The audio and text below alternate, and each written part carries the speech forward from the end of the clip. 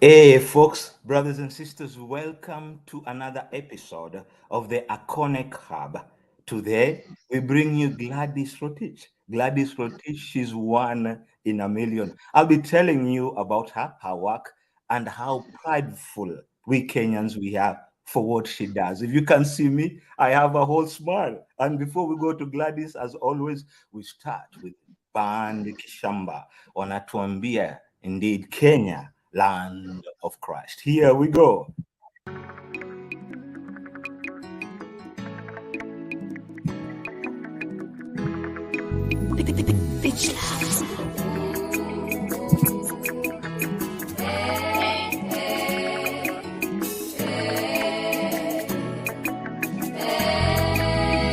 Kenya, land of Christ, we look good and really nice. The flag shines so bright, but some people don't eat food in the night. Kenya, land of Christ, we look good and really nice. The flag shines so bright, but some people don't eat food in the night. What's this happening to us? No food to eat, we just... Oh yes, we're listening to Band Kishamba wanasema Kenya, land of Christ. But people are not eating, people are burning things down. All we are saying here on OKN TV, the Iconic Hub, let's keep the peace. In the right, no people survive, and the IDPs left in the cold. They don't have no shelter to war. Kenya, unite all. Let us help bring change in the land. Cause the IDPs left in the cold. They don't have no shelter to war. Kenya, unite all. Let us help bring change in the land. All the youth say enough, and the young say enough. Oh yeah, Banki Shamba inasema all the youth say enough for in distraction, enough kungoa reli, enough burning down the country. There is time for everything right now. Ni time ya kazi. Remember our guest Julia Zako ndani ya studio and enjoy juice pole pole, and we are saying enough.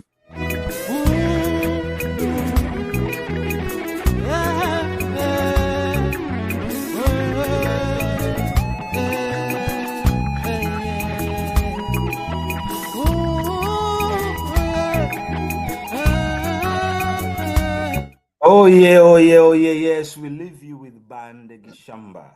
Let me ask you a question before we bring our guest today. How many people in Dubai rely on public transportation? I give you the answer, about 3 million. And I'm asking you, in those 3 millions when they are traveling, how many women drivers get to drive them in Dubai? I have an answer for you, three women, and I have a pioneer, one of those 3 women in the studio today. Yeah. I can't wait. I'm excited. Gladys Rotich ndani ya nyumba. Gladys, welcome. How are you doing, ma'am? I'm doing well. You're doing well. Yeah. Yeah. So where are you from in Kenya? I understand you're from Kenya, Nairobi. Or where in Kenya are you from? Actually, my origin is Baringo. Oh, Yeah, but I schooled in Ngong. Oh. Hey, where in Tuangong? Yeah. Oh, yes. So ulienda primary wapi? High school, where did you go? Primary nilikuwa IC Exhaustion. High school nilikuwa Kitale. High school nilikuwa Kitale. St. Monica's. Alafu college na hizo mambo zingine nilikuwa Nairobi zote. Oh, college and everything ulikuwa na. Ulienda wapi college Nairobi? What did you study in Nairobi? Mimi nilikuwa Kings, soma business management. Nilisomea vitu kadhaa. Yeah. So ulisomea business management, umesomea vitu kadhaa. So ukiwa mtoi mdogo ukigrow, unakumbuka zile what do you want to be when you grow up? Nini ilikuwa yako? Actually, nowadays, I think when you grow up, what you do actually is different from what you normally say when you're small. Oh, okay, I understand. Totally feel you. Actually, because the kind of work I'm doing now, hata siko na dreams nazo. Yes, before we go to your work, just trust me, Gladys. Before we go to your work, ukiwa shule ulikuwa una dream to be what? Please. Sorry? When you were in school, what were you dreaming to be? Actually, nilikuwa nataka kuwa HR somewhere. Hiring people. Yeah. Hiring people and firing them. That's great. So how did that journey? So that's where you went to business school. If I understand you in Nairobi, you are still pursuing that dream of becoming an HR. Excuse hata HR huku majuu wanaitwa people. Wanajida ingine kali. So ulikuwa shule unataka kufanya hizo HR? Nikiwa shule mimi nilikuwa nataka kufanya vitu moja. Actually nilienda course ya tours and travel, nilifanya job ofisi ni hustler. Nilifanya job places mob sana before nilanda kwa mani niko saizi. I tried so many things Na vile unakaa kwani mnyumbusi unakaa mdozi sana kwa majuu, kwani home mkuliko aje? Si unakaa tu mbabi fulani wewe, kwani why are you telling us you are trying so many things? My friend, vitu kwa ground see the same. Iko hapo Ati vitu kwa ground see the same? Wacha nikwambie, ukisikia wenye wanasema watu wanasema watu wako majuu. Kwa ground utajua ni bidii ya mtu ndio itakufanya ukue mali unataka, yani unaelewa? Sasa huyu ndio huyu umemaliza college, umemaliza hiyo kole mtaani. When you finished your college, ile shule ulienda, ile kole ulikuwa home, ulianza kutafuta job, si ndio? Actually nikianza kole nilikuwa still na work. I was a cashier. I was a cashier at a certain restaurant called Padiums in Karen. But ilikuwa wazungu, I've worked with them white so many. And how was that experience? Ulipenda hiyo experience ama ulisema there is something better, bigger for me in this life, ama ulikuwa tu hapo unaenda job tu kupata yako ka paycheck? How was it? Did you love it? Actually kinaga job unaendanga kufanya while you're looking for a greener pasture. You just don't stay there stagnating. Lazima ugrow in life. What are you telling me? Hebu kwanza twende, hebu vumilia. Unajua mimi naitwa Kululu, mimi ni mjinga mkubwa sana. Unaniambia naitwa Kululu, katika Kiswahili inamaanisha yeye ambaye ni mjinga zaidi, si mimi, mama alinipa jina. Sasa nakuuliza, unaniambia kama mimi ninatafuta kazi, jukumu langu kama mimi natafuta kazi, sifai kuchagua kazi hiyo ndio unaniambia napata ambayo napata, alafu nikiwa kwenye hiyo kazi ndio nazidi kutafuta better and better? Is that what you are trying to teach me, my sister? Actually, my advice to the kind of people when you're not, you don't choose work. Anything in a come your way, you just do it. You keep on choosing, you'll just stagnate there. You won't go far. Lakini yenye unapata ukipata fanya, ukitafutanga yenye unataka. Kama utapata. Yeah? Kwa hivyo unaniambia mchagua jembe si mkulima? Of course, yeah. Kwa hivyo kumbuka, mko ndani ya the iconic hub. Kumbuka tunaongea na dada yetu ambaye ni dereva wa kwanza Mwafrika kule Dubai, na kuambia tuko na historia ndani ya nyumba. Usiseme sijakupeleka na mtaratara. Kumbuka uko all live ndani ya OKN TV. Mie wako Kululu Wazia na kuchapisha moja kwa moja toka ndani ya heart of Texas, yani inside Texas, outside Austin. Kumbuka Kiprotich ako pale Dubai, tunaendelea kuzungumza naye. Kwa hivyo unasema mchagua jembe si mkulima. Sasa nini kilichofanya utake nini? Uliamuaje sasa nimefanya kazi Karen, ukataka kazi bora, ukataka kutoka nyumbani? Nini fikira zako za kwanza kutoka Kenya zilianza vipi? Na nini ambacho kilifanya we kama mwanamke kuona kwamba I feel safe and I feel comfortable to venture not only outside my normal comfort zone, but also naenda nchi nyingine. How was this decision, please? It was just out of blue moon. Yani ile design unakaa tu mpaka unasema hey mzee, bali life imekufikisha, hebu jaribu kwingine. Maisha ilikuwa maisha ilikuwa noma. Ilikuwa imeanza kuwa ngumu.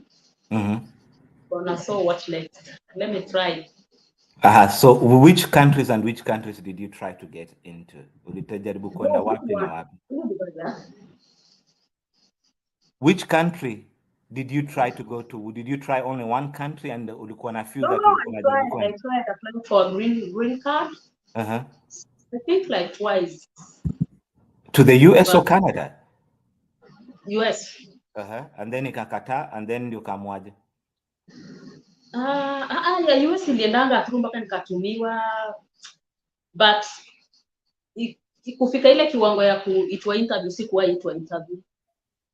Ile the last process, ile process ya mwisho kabisa. Pole. Yeah.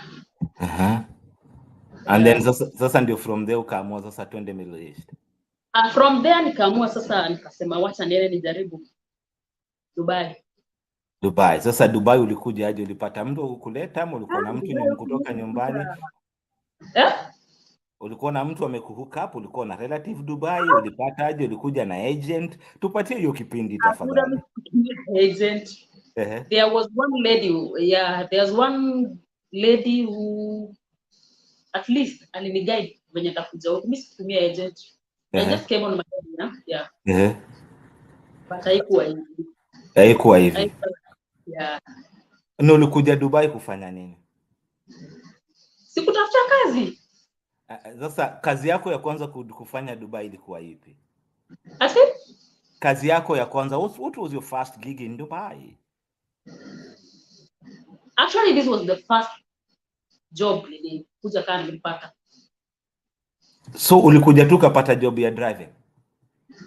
Nilikuja nika apply nikapata. By then walikuwa wanatafuta madem, hakuna dem alikuwa anapatikana mwenye alikuwa na license ya heavy. So I think bahati yangu tu ilikuwa hapo, nilikuwa na license. Hata nikuja huko sikuwa najua hiyo license taifanyia kazi, unajua. Hebu ngoja, unaniambia nini? Kwa hivyo wewe ulikuwa home, nani alikuambianga, nani alikuinspire kama dem kwanza kuchukua license ya heavy? Hebu tuanze tu hapo. Who made you take a heavy license commercial back in actually my first license I took it nikimaliza high school, nikimaliza form 4. Unaona ile design una idle umemaliza shule hakuna kitu unafanya. Nilianza na computer nikaenda driving.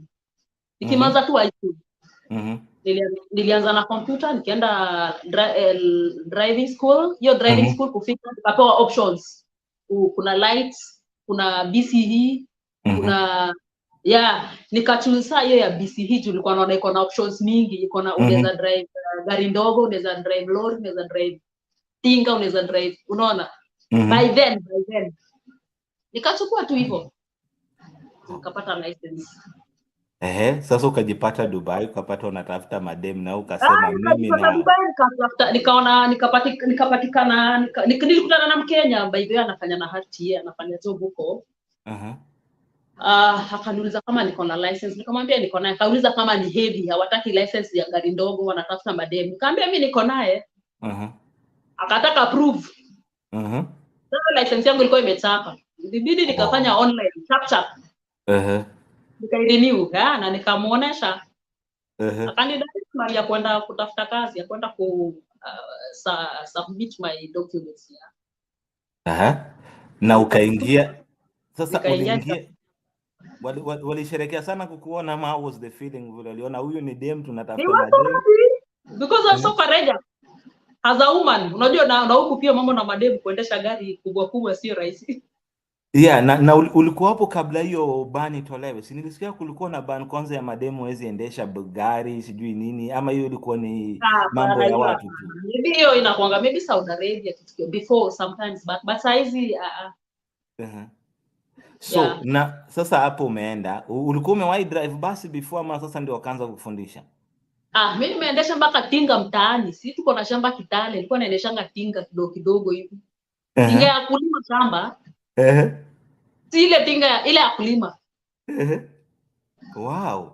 So unaona hizo vitu zote ni kama zilikuwa is like everything you are doing ilikuwa na kuprepare for this opportunity when the opportunity comes. Would you think that we experience on the tinga and you maybe big up your dad for giving you that opportunity kuendesha tinga? Now you see. Actually no. Yeah. Hata sikuwa na hiyo dream ya kufikiria nitaifanya hii kitu tunafanya sasa hizi. It just happened, yeah. I see. Yeah. So what's the most what do you enjoy most in your day-to-day job? Actually, what I really enjoy mostly ni venye tu watu wanakufurahia, kila mtu anataka kupiga picha na wewe. They are so happy. Alafu wanashangaa, wanashtuka how can a woman do this actually? Mpaka mwingine anakuuliza usikii kifua?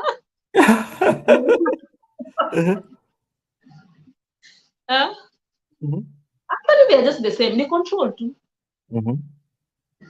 I see. No, and now, so you as a woman, sasa unaangalia we kama mwanamke, if you just sit down and breathe in and ufikirie, imagine kwa dunia yote, wewe ni mko tu watatu mnaweza endesha basi in Dubai. How do you feel? Do you feel humbled? Because hiyo ni historia umemake.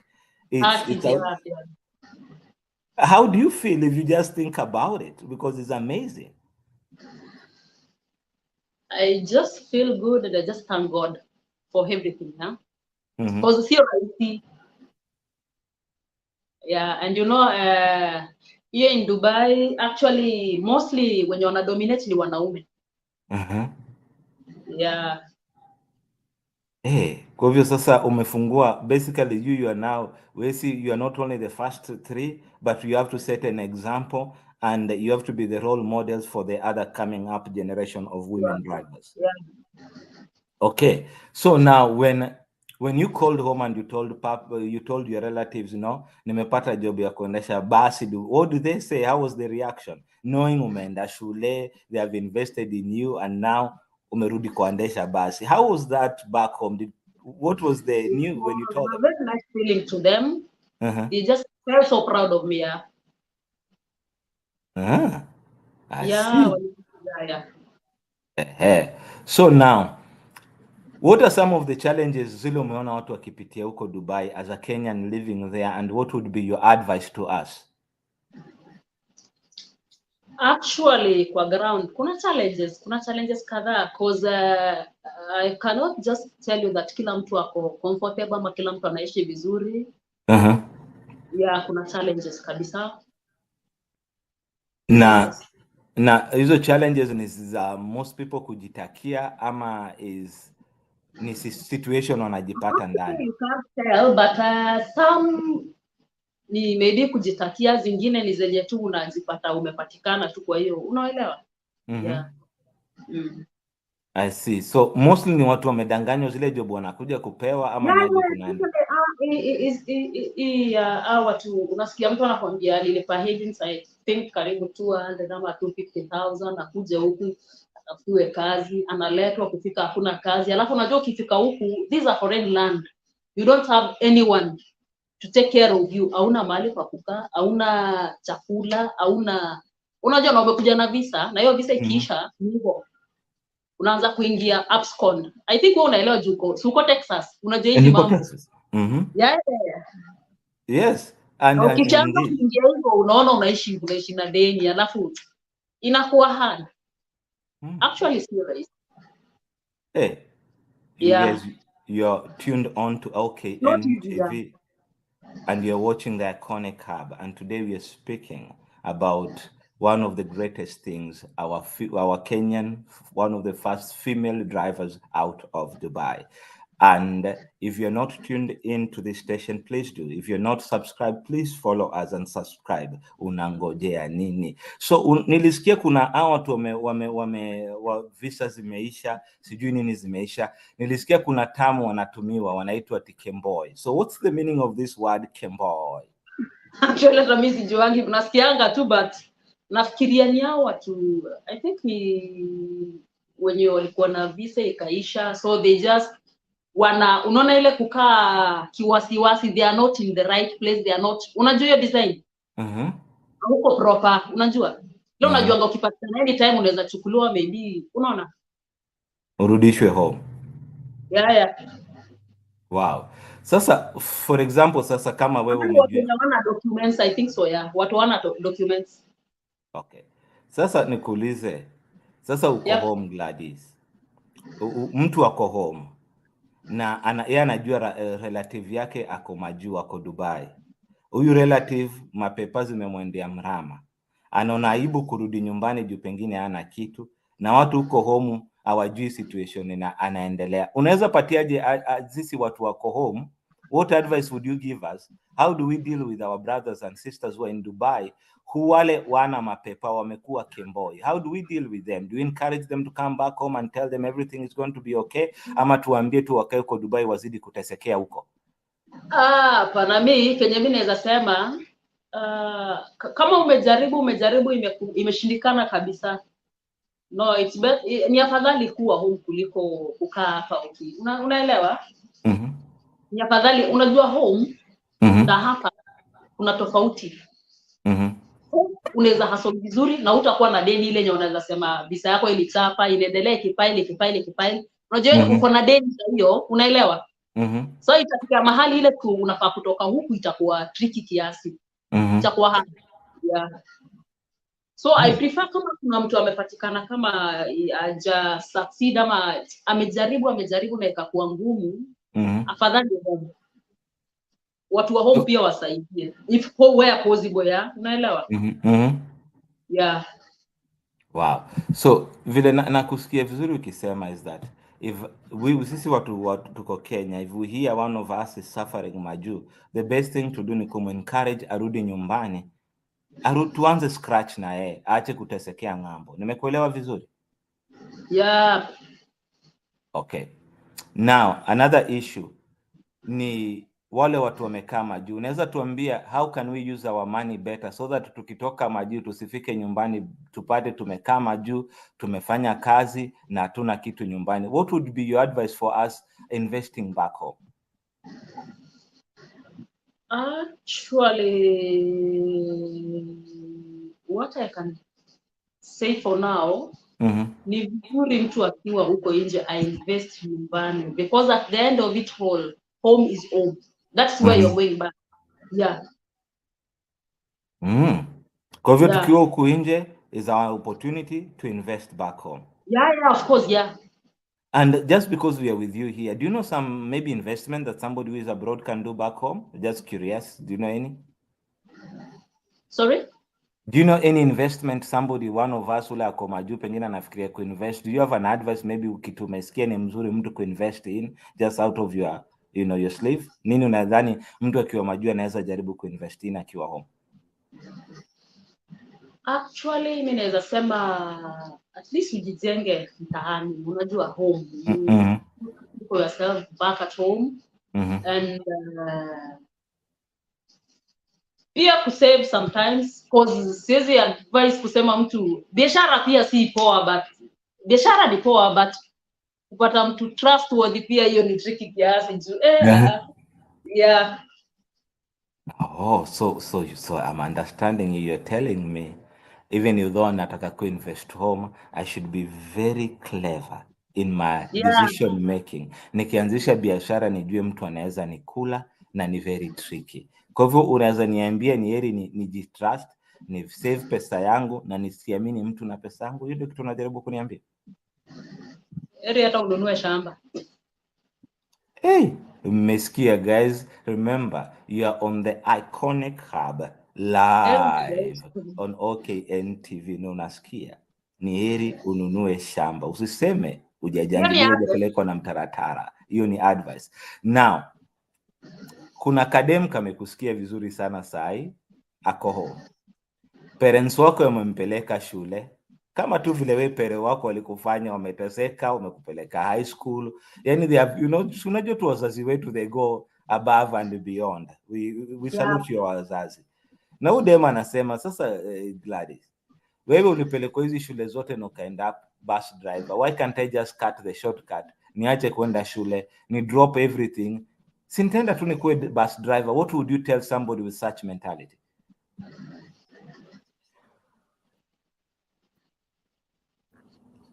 Sijakuelewa vizuri. Ati aache nini? Kenya anafanya. Mtu ako shule, amepelekwa shule, university. Amekusikia sahi Gladys amesema, wewe ulipelekwa shule na wazazi kila kitu, but at the end of it all, kukuwa na kazi, now you become a bus driver, no me make history. So somebody atasema, then why should I go to school and yet ninaweza end up in a field which I never knew I could be there and even make history? What would you be your advice to them? No, actually, masomo ni kila kitu. Na masomo pia inanga uzee. Ni vizuri kuwa na papers. Yeah, because even when I went for the interview, they were looking if I know how to communicate in English. They were looking my paper. Waliangalia CV pia. Si ati walikuwa wanachukua tu mtu juu anajua kuendesha basi. Yeah. Kuna vitu pia wanaangalia. So si ati utakaa tu useme ile itakuwa. Bahati ya mtu pia hawezi jua iko wapi. Lakini sasa kitu kingine ukiongea hivyo nafikiria nikikuchukua wewe na tuseme tu ukweli. Okay? Umevaa nguo yako nzuri sana, nguo ya matatu Kenya. Uniform ya matatu ambayo umevaa sasa hivi. Sawa? Sasa nikupangishe laini pale, nichukue madereva 5 kutoka Kenya na nikuweke pale kwenye foleni. Na niambie mtu chagua driver ambaye unataka endeshe matatu yako ama basi yako. Sidhani kuna mtu atakuchukua wewe. Nikiwalainisha tu kwa sababu sisi tumezoea madriver anafaa kuwe nafanana hivi, anafaa kuwe ni mtu mchafu, anafaa kuwe ni mtu mwenye kiburi kikubwa, ni mtu ana utu, very rude, very breaking rules everywhere. So unataka kuniambia pengine tofauti yetu ni watu ambao tunaingiza katika udereva nyumbani, their professionalism hamna, ndio maana tunafanywa tunavyofanywa? Hapana, not really like that, but unajua pia inategemea una deal na watu wengi, unajua ni whites mostly, wazungu nini, so you need to be, unajua you need to deliver service in there. Kwa hivyo unataka kutuambia kama ni sisi wa Afrika hakuna delivery inafaa ifanywe? Inafaa kufanywa everywhere. Ndio nasema sasa umerudi bado tu. Sasa inamaanisha kama kule nyumbani ambapo si unajua watu madriver wetu wa matatu bana, ni shida ni kwamba is the disconnect with customer service and how we treat our people, is the disconnect because we have hired people who don't have a higher education to understand the principles of business. Je, hilo ndio shida yetu nyumbani? Not actually, sio hivyo. Gladys, ukimaliza kuendesha basi inafaa uende nyumbani uwe mwanasiasa, kwa sababu mimi hapa najaribu kukupina, kutoroka ni kama hamna kesho. Kwa hivyo unapenda madereva sana wewe yeah, lazima, because that's what I'm doing that now. Na lazima niko proud naye. Nakupata. Sasa tunapoondoka, what are some of the special experiences umekuwa kwa basi ukasema I'm happy to have my job because I just had this interaction and I felt like, unajua when you're doing your job, that ka factor kana kujanga, I call it the high, unafeel ka high flani from doing a wonderful job. Give me one day umeifika filaka ka high ukasema yes, Diraigo Monogoro, and I'm very happy to be here as a driver. Do you have such an experience? Yeah, the kind of appreciation you get, the kind of appreciation unapata everywhere. You just feel una feel uko proud na ile kitu unafanya, unaona? Yeah. Na when other young ladies, kwanza watoto wa Kiarabu wakikuona wakikuja ndani ya basi, alafu wanashtuka. Wanashtuka sana. Sana. I see. Now, have you ever been in an accident? Nope. Nope? Wow. Nope. What's the secret? Huh? What's the secret? It's just following the rules of the road, traffic rules, yeah? Yeah. Yeah. Good. Sasa, Yeah. there is a young girl who was watching you. They're in Huh? Nairobi. There is a young girl or a young boy who was watching you. They're admiring you. Maybe life you mzuri sana home, but one day they want to have a privilege like the one you're having. What would you tell them? Actually, I can just encourage kama ni mtu ako na interest atafute license in case of any chance wakianza kuhire maybe madem wengine. Yep. Oh. Nitashare. Okay. So you're saying if somebody yeah, it's good pia kama mtu ako na interest alafu ukiwa na opportunity mbona mtu asiambiwe? Okay. Na sasa nikitaka kujua siku ile opportunity itakuja, si understand uko na Facebook page pale utaweka? Sorry? I understand so how can I know if an opportunity come up? Nitajua je umenijanjua na pengine mimi si best yako FB. Yeah. Si ndio tunaambiwa hata tunaambiwa. Okay. Na uliniambia jina yako FB ni gani? Unajua sasa niko na FB mbili. Hii sasa hii ni ya hii, alafu kuna ile nyingine ya Gladys Jepkemoi. Tutatumia hiyo sasa, ambia watu kama unataka just follow this one you're seeing here, Gladys Kiprotich, and in case she ever comes up with something, if there is opportunity, she'll post it and then you can run with it. So yeah, I will. Okay, so now mom and dad and your family back home are tuned in and they are watching you right now, and they haven't seen you for quite some time. Let me just give you this one. Talk to mom, talk to your people back home. They're all watching you, please. Actually, for me, I would like to thank all my relatives, my mom, my dad, my daughter, my brothers, my sisters, for the kind of support wanakuanga wamenipatia hata kama tuonanangi. I really miss them, but I'm seeing them soon, next month, next 1 week, 2 weeks to come. I'm coming back home for vacation. Yeah. For how long? 1 month. For 1 month. Yeah. So 1 month utakuwa nyumbani for likizo, and then you'll be seeing them. Anything else you want to tell us before I let you go, please? And as for you, thank you so much for recognizing me. I really appreciate it.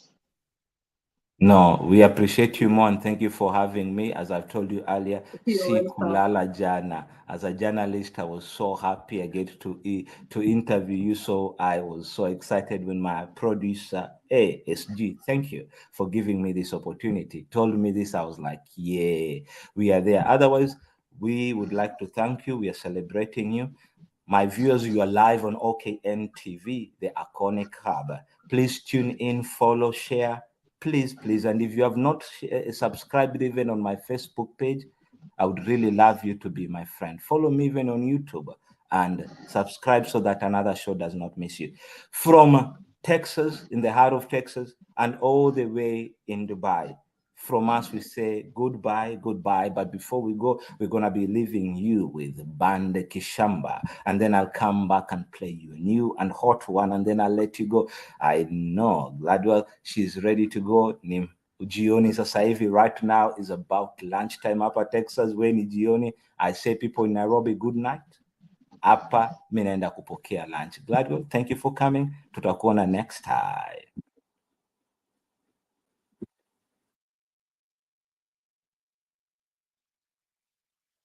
And here we go. We are playing Onyi. Kumbuka ni Onyi.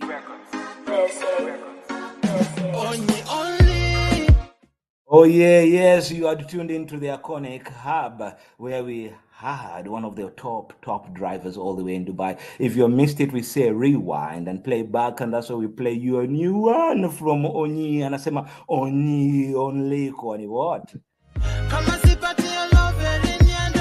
Nastaga before I take the drink. Macho nyanya man missy wezi blink. Sina memory I cannot rethink. The last time I ever had a good thing, I'll keep you close kama mtoto na toy. Sitakucheat baby, sitakuenjoy. Peremende nitakulamba na joy.